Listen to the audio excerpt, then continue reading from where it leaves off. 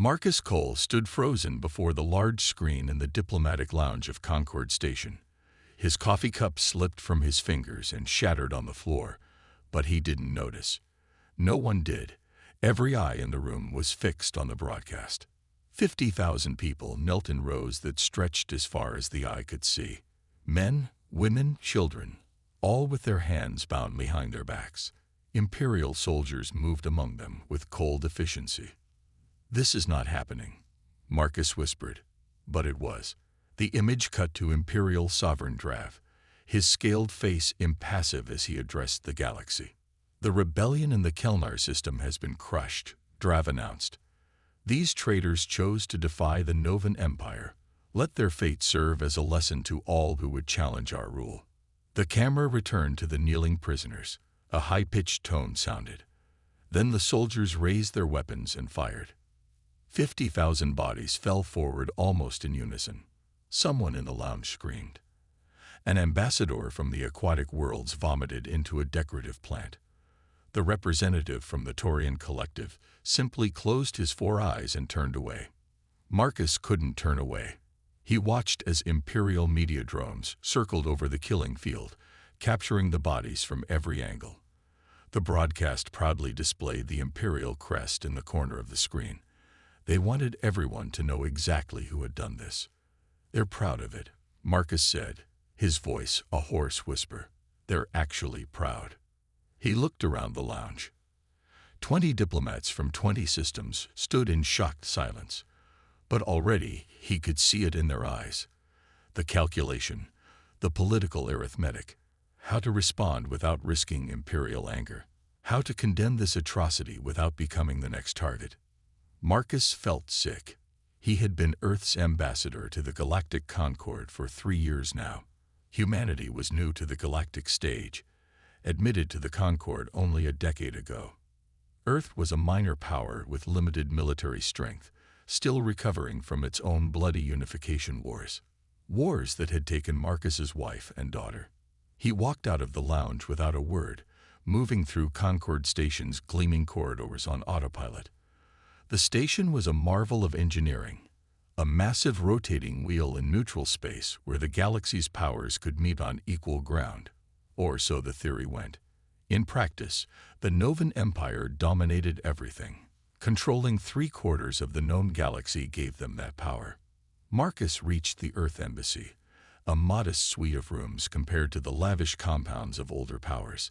He found his assistant, Tom, already watching the broadcast. "Ambassador," Tom said, his face pale. "Have you seen?" "I saw." Marcus poured himself a drink, his hands shaking. "Get me a secure line to Earth." "Sir, the next scheduled communication window isn't for now, Tom. This can't wait." While Tom worked, Marcus stared out the viewport at the stars. Somewhere out there, 50,000 people had just been murdered to make a point, and the Empire expected the galaxy to simply accept it. The communication system chimed. The stern face of Director Hayes, head of Earth's diplomatic corps, appeared on screen. "Cole," Hayes said, "we've seen the broadcast. Terrible business. We need to respond," Marcus said. Hayes sighed. "We'll issue the usual condemnation, of course. Express our deep concerns." "Deep concerns." Marcus's voice rose. "They executed 50,000 people live on air." "And what exactly would you have us do, Ambassador?" "Challenge the Empire militarily. They could crush our entire fleet in a day." Marcus leaned closer to the screen. "There are other ways to fight. Cole, listen to me carefully. Earth cannot afford to stand alone against the Empire. Our position is precarious enough. I'm ordering you to follow standard diplomatic protocol. Express our concerns through proper channels. Nothing more." Marcus thought of the bodies falling forward, of his wife and daughter, killed in a bombing during Earth's wars, of how he promised their memory that he would never stand by while innocent people died. "I understand, Director," he said. Hayes looked relieved. "Good. Keep me informed of any developments." The connection cut off. Marcus turned to Tom, who was watching him carefully. "Sir," Tom asked, What are we going to do? Marcus's eyes hardened. We're going to get justice, even if I have to tear down the entire empire to do it. But the director just said. I know what he said. Marcus walked to his desk and began accessing files. And I know what I have to do. Outside the viewport, the endless stars glittered like cold, distant witnesses. Marcus Cole, alone in his small embassy, prepared to challenge the mightiest power in the galaxy. He had no weapons, no fleet, no army. But he was human. And humans didn't let such things stand. Marcus moved through the crowded halls of the Concord station with purpose. 2 days had passed since the broadcast, and already the galaxy was moving on. The Empire had released statements calling the executions regrettable but necessary to maintain order. Most diplomats avoided eye contact with Marcus now. They had received their orders, expressed mild concern, then returned to business as usual. Marcus refused to do the same. He turned down a less traveled corridor and checked over his shoulder. No Imperial agents in sight. He pressed his hand against a panel, and a hidden door slid open. The small room beyond held only a table and 5 chairs. 4 were already filled. Ambassador Cole, said Grell, the reptilian representative from the outer colonies.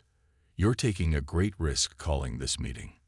We all are, added Pell, the insectoid diplomat, whose species had once fought a bitter war against the Empire. Marcus sat down. Thank you for coming. The 4th figure, wrapped in a hooded cloak, remained silent. You said you had information, Grell said, about the Kelnar executions. Marcus nodded. First, I need to know where each of you stands. Pell clicked her mandibles. The Empire once tried to wipe out my people. We survived. I have no love for them. The outer colonies remain neutral, Grell said carefully. But if evidence exists of Imperial wrongdoing beyond what was broadcast. The 3rd diplomat, Mira from the trade worlds, finally spoke.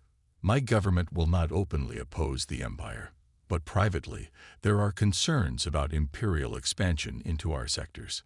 Marcus turned to the hooded figure. And you. The figure lowered its hood, revealing the pale blue skin and silver eyes of a Kelnari. The same species as those executed. My name is Lyra, she said softly. I escaped from Kelnar 3 cycles ago. I have contacts in the Resistance. The other diplomats shifted uncomfortably. Being in the same room as a Kelnari Resistance member could be considered treason by the Empire. What the Empire showed in the broadcast wasn't the full truth, Lyra said. Those people weren't rebels. They were test subjects. She placed a small data crystal on the table. A hologram appeared, showing Imperial scientists in protective suits moving among Kelnari civilians. The Empire has been conducting biological experiments on my people for years, Lyra explained, testing weapons that target specific neural patterns. The rebellion started when people discovered what was happening. The diplomats watched in horror as the hologram showed Kelnari civilians convulsing, their bodies reacting to some invisible agent. They executed those people to hide the evidence, Lyra said, and to eliminate the test subjects before other powers could examine them. Mira shook her head. This is disturbing, but not enough. The Empire will claim this is rebel propaganda. She's right, Grell added. We need more proof. The door suddenly slid open. Marcus reached for the blaster hidden under his jacket, but relaxed when he saw it was just Tom. Sir, Tom said, his face pale. Imperial Representative Thorne is at our embassy, demanding to see you. Marcus swore under his breath. How did he know I was gone? He has spies everywhere, Lyra said. Marcus turned to the others. We need to move quickly. Lyra, can your contacts get us more evidence? She nodded. But it will be dangerous. Everything worth doing is, Marcus replied. He stood up. Meet me at Docking Bay 17 tonight. We need tow. The station's alarm suddenly blared. A mechanical voice announced, Security alert. All diplomats report to their embassies immediately. They're looking for us, Pell said, her compound eyes reflecting the flashing red lights. "Go," Marcus ordered. "We can't be seen together." As the others filed out through separate exits, Lyra caught Marcus's arm. "You're risking everything," she said. "Why? You're human. This isn't your fight." Marcus's eyes hardened. 50,000 people were murdered while the galaxy watched. That makes it everyone's fight. Back at the Earth Embassy, Imperial Representative Thorne was waiting. Tall and thin, with the signature gray skin of the Imperial elite, Thorne's eyes narrowed as Marcus entered. "Ambassador Cole," he said, "your absence was noted." "I was taking a walk," Marcus replied, "thinking about those 50,000 people your government executed." Thorne smiled thinly. "Careful, Ambassador. Earth is a minor power with much to lose. The Empire has noticed your outspoken concerns. Is that a threat? A reminder of reality?" Thorne moved to the door. "The Sovereign values Earth's place in the galactic community. It would be unfortunate if that relationship were damaged by one diplomat's misguided crusade." After Thorne left, Tom approached Marcus. "Sir, what did you do?" Marcus stared out at the stars. "Started a war, Tom." "With what?" "We have no weapons, no fleet." Marcus smiled grimly. "We have something more powerful. The truth." Night cycle on Concord Station meant dimmed lights and reduced staff. Perfect conditions for what Marcus had in mind. He waited at Docking Bay 17, dressed in plain clothes rather than his diplomatic uniform. A small bag hung at his side, containing tools from his days in Earth intelligence, a past he rarely mentioned. Lyra emerged from the shadows, also dressed to avoid attention. "You came alone." Tom wanted to help, but it's better he stays at the embassy. Plausible deniability. Lyra nodded. "Smart. Follow me." They moved through maintenance tunnels that ran behind the station's main corridors. These narrow passages were used by service droids and repair crews, and apparently by those who wished to avoid Imperial eyes. "The main evidence is stored in a data node on level 38, Lyra explained. "Security is tight, but I have access codes for my contact inside." "Can your contact be trusted?" Lyra's silver eyes flashed. He lost his entire family in the executions. They reached a service elevator and descended to level 38. This section housed various embassies' data centers, protected by diplomatic protocols, but also by more physical security. "The Imperial data node is there." Lyra pointed to a heavily guarded door. 4 Imperial soldiers stood watch. Marcus studied the layout. Too many guards for a frontal approach. "We don't need to go through them," Lyra said with a small smile. She led him to a maintenance panel 2 corridors away. "The cooling systems for all data nodes are connected. We can access it from here." Marcus watched as Lyra opened the panel and crawled into a narrow tunnel. He followed, grimacing as his larger human frame squeezed through the tight space. The tunnel opened into a central cooling chamber. Massive fans circulated air around server banks that blinked with countless status lights. "Each government has their own secure servers," Lyra whispered, "but they all connect to the station's main cooling system." She moved to a specific server bank marked with the Imperial symbol. "Help me with this panel." Together, they removed the outer casing. Lyra connected a small device to the exposed circuitry. "This will allow us to copy data without triggering alarms," she explained. "But we only have a few minutes before the system detects the anomaly." Marcus watched as information began flowing onto Lyra's device. The screen showed thousands of files, scientific data, reports, and video recordings. "There," Lyra pointed. "Project Purifier. That's what they were testing on my people." Marcus scanned the file summaries. "These are biological weapons designed to target specific neural patterns." "Yes, and look at the target specifications." Marcus's blood ran cold as he read the details. "These weapons are calibrated for neural patterns similar to Kelnari and humans." Lyra nodded grimly.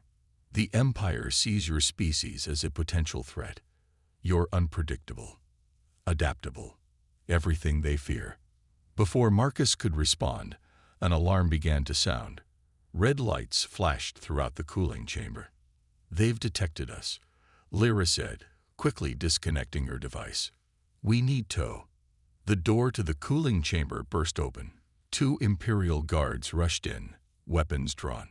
"Freeze," one shouted. "By order of the Imperial." He never finished. A plasma bolt struck him from behind. The second guard spun around, only to meet the same fate. A figure in an Imperial officer's uniform stood in the doorway, weapon still smoking. "We need to move," the officer said. "More guards are coming." Marcus raised his own hidden blaster. "Who are you?" "My name is Ven," the officer replied. "My family was from Kelnar." Lyra studied him. "You're Imperial military." "I was," Ven corrected, "until I watched my parents and sisters executed in that broadcast." A distant alarm grew louder. Ven motioned urgently.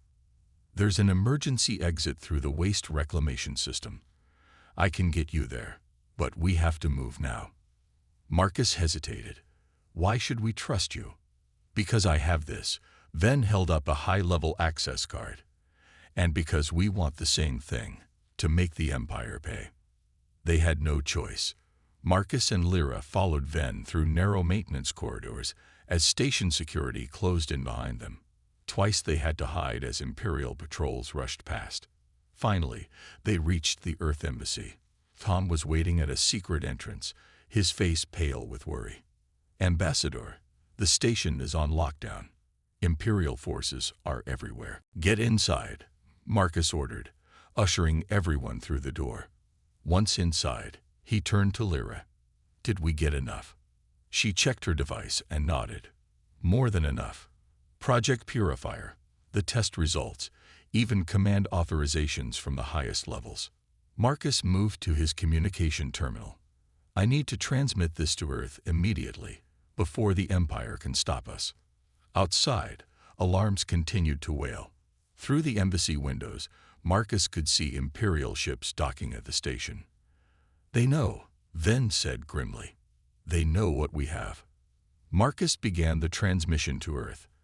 As the data uploaded, he thought about what they had discovered. Not just evidence of an atrocity, but of a weapon that threatened both Kelnari and humans. "This isn't just about justice anymore," he said quietly.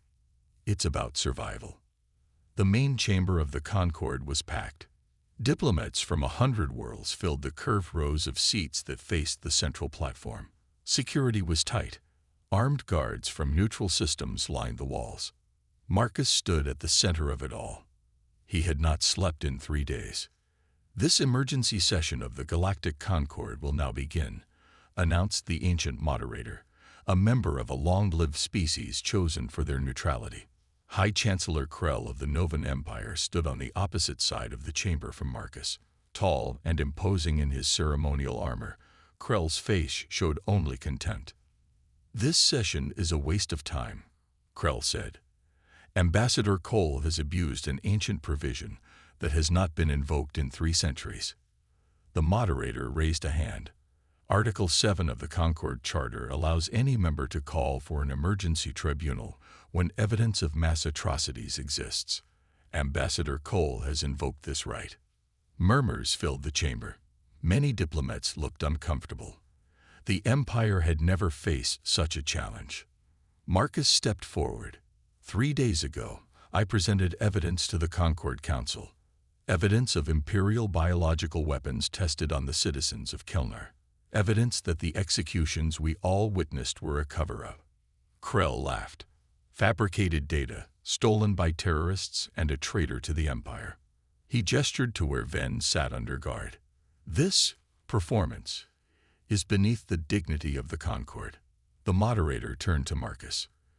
"You claim to have proof these executions violated Concorde law." "Not just Concorde law," Marcus replied. "Imperial law as well." This caused a stir. Even Krell looked momentarily surprised.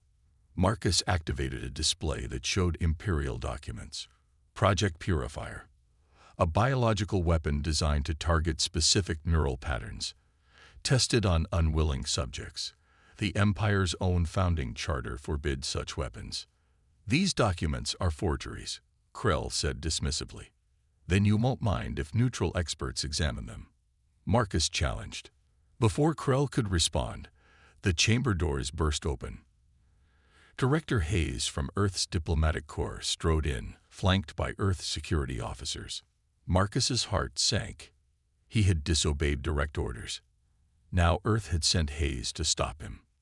Director Hayes, the moderator acknowledged. Earth has already been recognized through Ambassador Cole. Hayes glared at Marcus. Ambassador Cole has been acting without authorization.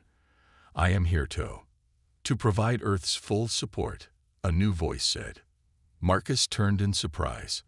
Admiral Fisher, head of Earth's Fleet Command, had entered behind Hayes. He handed a data pad to the stunned director. Hayes read it, his face paling. He looked up at Marcus. It seems I was misinformed. Earth fully supports Ambassador Cole's actions and this tribunal. Marcus could hardly believe what he was hearing. Earth was backing him. Fisher approached and whispered, "Your transmission got through." The Security Council reviewed the evidence. The weapon they were developing could target humans too. We can't let this stand. Krell watched this exchange with narrowed eyes.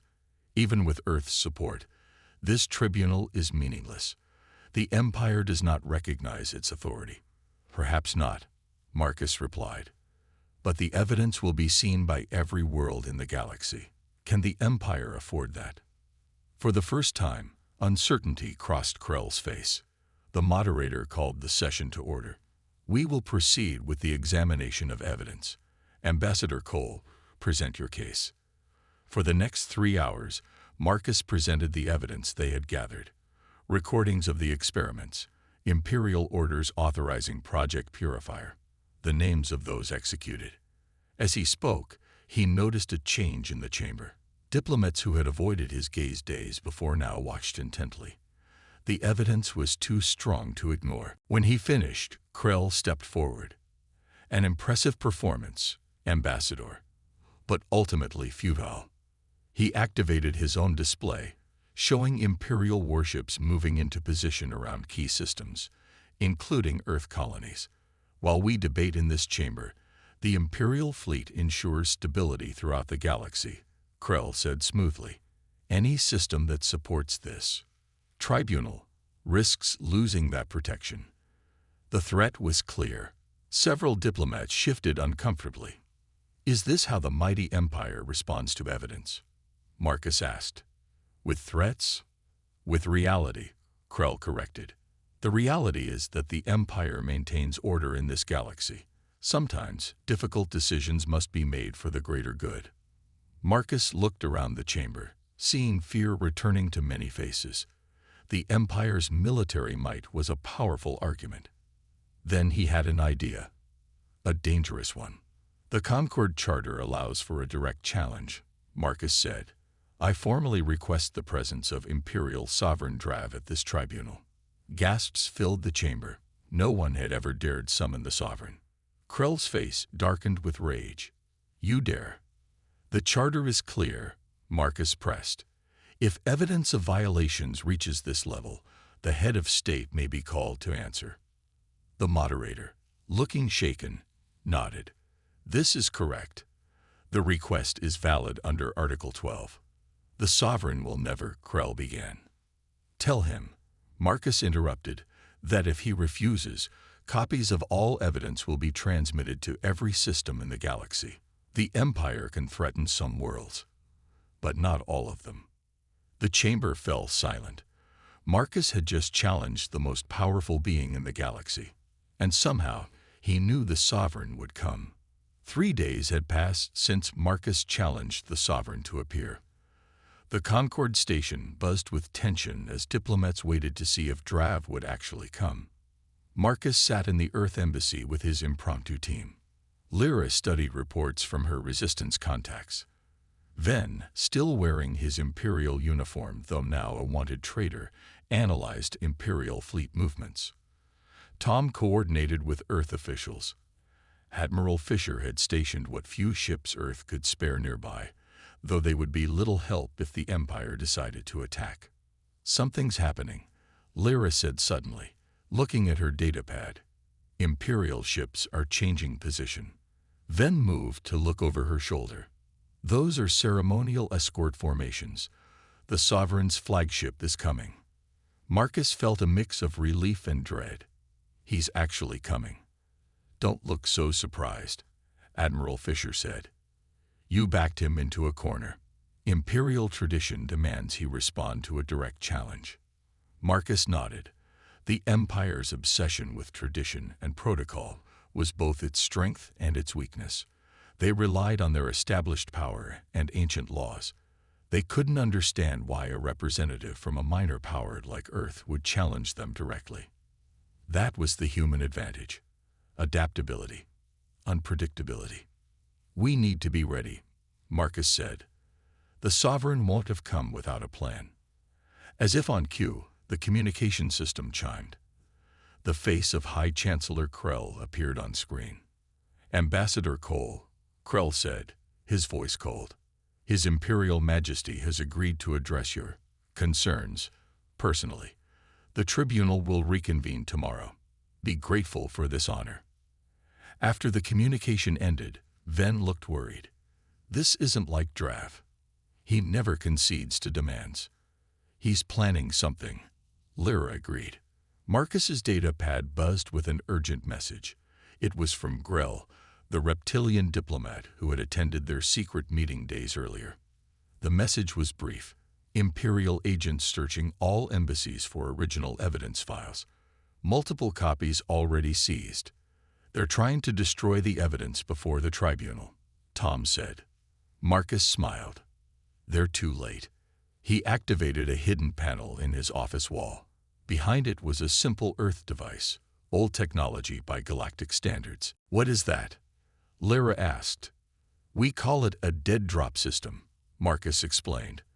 "When I realized what we were dealing with, I made copies of everything. Then I gave a copy to every service worker, maintenance droid, and independent trader willing to help. They've hidden them throughout the station. The Empire will never find them all," Tom said with admiration. "And I've programmed them to automatically release everything to the public data networks if anything happens to me," Marcus added. Ven looked impressed. "The Empire isn't prepared for this kind of information warfare. They rely on power and fear, not whatever this is." "Guerrilla tactics," Admiral Fisher said. "Human specialty." The next day, the tribunal chamber was filled beyond capacity. Diplomats who had previously avoided involvement now sought prime seats. Everyone wanted to witness the unprecedented appearance of the Imperial Sovereign. Marcus waited at the center platform. He had slept little, but felt oddly calm. A ceremonial horn sounded. The massive doors swung open. Imperial Sovereign Drav entered, surrounded by elite guards. Nearly 7 feet tall, with scaled gray skin and eyes like polished black stones, Drav radiated absolute power. His ceremonial armor gleamed with precious metals and gems from 100 conquered worlds. The chamber fell silent. Many diplomats bowed their heads instinctively. Marcus remained standing, eyes level. This was the being who had ordered 50,000 people executed live on air. "Ambassador Cole," Drav's voice was surprisingly soft. "You have caused quite a disturbance in my empire." "Your Majesty," Marcus replied. "I appreciate you attending this tribunal." Drav's thin lips curved in what might have been a smile. "Did I have a choice? You threatened to spread lies about my government across the galaxy." "Not lies," Marcus said. "Evidence." The moderator nervously called the session to order. "His Imperial Majesty has agreed to address the allegations regarding the Kelmar executions and Project Purifier." Drav moved to the center of the chamber, towering over Marcus. "Let me be clear. The Empire maintains order across 3/4 of the known galaxy. Sometimes that requires difficult decisions, like testing biological weapons on your own citizens," Marcus asked. Drav didn't flinch, like eliminating a threat to galactic stability. "Those people weren't a threat," Marcus said. "They were test subjects. They were necessary sacrifices, Drav replied. His cold eyes swept the chamber. Every government represented here has made such sacrifices. They simply lack the courage to do so openly. Marcus realized Drav's strategy. He wasn't denying the allegations. He was justifying them. And some diplomats were nodding in agreement. Marcus needed to change tactics. Fast. Marcus studied the faces in the chamber. Drav's words had struck a chord with many diplomats. They all had secrets, all had made difficult choices. By justifying the executions as necessary for stability, Drav was speaking their language. Marcus needed to speak a different one. Stability. Marcus said, his voice cutting through the murmurs. An interesting word, Your Majesty. But is your empire truly stable if it requires the massacre of 50,000 citizens to maintain control? Drav's black eyes narrowed. Do not presume to lecture me on governance, human. Your species has barely achieved space travel. The empire has maintained peace for 10,000 years. Peace through fear is not peace, Marcus replied. It's just a pause between rebellions. The chamber grew tense. No one spoke to the sovereign this way. He led Marcus to the ship's command center. Tom was there, along with Ven, who had barely escaped the embassy attack. Ambassador, Ven said, I'm sorry about Lara. Marcus nodded, grief tight in his chest. Then he noticed something unusual. The command center was filled with station maintenance droids and service workers. What's going on? He asked. Tom smiled. Remember your dead drop system. The Empire found most of our evidence copies, but not all of them. One of the service workers stepped forward. We saved what we could, Ambassador. The Empire doesn't pay attention to us. We're just background to them. The worker handed Marcus a small data crystal. It's not everything, but it might be enough. Hope flickered in Marcus's chest, but it faded quickly. It doesn't matter now. We can't get back to the tribunal. Actually, Admiral Fisher said, the tribunal is coming to us. He activated the main screen. It showed dozens of ships following them. Diplomatic vessels from systems throughout the Concord. The Empire's attack on a diplomatic assembly violated every principle of the Concord, Fisher explained. Many delegations evacuated with us. The moderator has declared an emergency tribunal session to continue aboard the main diplomatic vessel. And Drav? Marcus asked. Still demanding everyone return to his control, Ven said. But his attack backfired. Even systems that feared the Empire are questioning its judgment now. Marcus studied the data crystal. So we have some evidence, and we have the tribunal. But is it enough? For hours, Marcus worked with his team, analyzing what evidence remained. It wasn't as comprehensive as before, but it confirmed the essential facts about Project Purifier and the executions. When the time came, Marcus stood before the reassembled tribunal. Nearly half the original delegations had followed them. The others had either returned to Imperial control or fled to their home systems. The moderator called the session to order. This emergency session will address the evidence regarding the Kelnar executions, as well as the Imperial attack on the Concord station. Drav was not present, but High Chancellor Krell represented the Empire via communication link. This gathering has no legitimacy, Krell declared. Return to Concord Station immediately or face the consequences. The Empire lost its right to make demands when it attacked diplomats, the moderator replied. Krell's face darkened. The Empire was securing dangerous evidence related to Imperial security. Any system that recognizes this illegal tribunal will be considered hostile to Imperial interests. Several diplomatic representatives glanced at each other nervously. The Empire's threats still carried weight. Marcus stepped forward. For days, we've argued about morality, about whether the Empire had the right to execute 50,000 people. But that's not a debate we can win. He activated a display showing the evidence they had salvaged. So let's try a different approach. The Imperial Charter, Section 12, Paragraph 7. No weapon shall be deployed against Imperial citizens that has not been approved by the Imperial Science Council and the Sovereign personally. Krell looked confused. What is your point? Project Purifier was never approved by the Science Council, Marcus said. Our evidence shows it was developed in secret, outside official channels. By the Empire's own laws, what happened on Kelnar was illegal. Murmurs spread through the assembly. Marcus pressed on. The Empire prides itself on tradition and law. But your government violated its own most sacred principles, not by killing, but by doing so without following proper procedure. For the first time, Krell looked uncertain. This isn't about human morality, Marcus concluded. It's about Imperial law. And by that standard, Sovereign Drav and his commanders are criminals. The tribunal deliberated for hours. In the end, they'd reached a decision. The tribunal finds that the execution of citizens in the Kelnar system violated Imperial law. The moderator announced, "We call for the Empire to provide reparations to survivors and to immediately dismantle Project Purifier." It was a limited victory. The Empire would not fall from this single judgment. Drav would remain in power. But something had changed.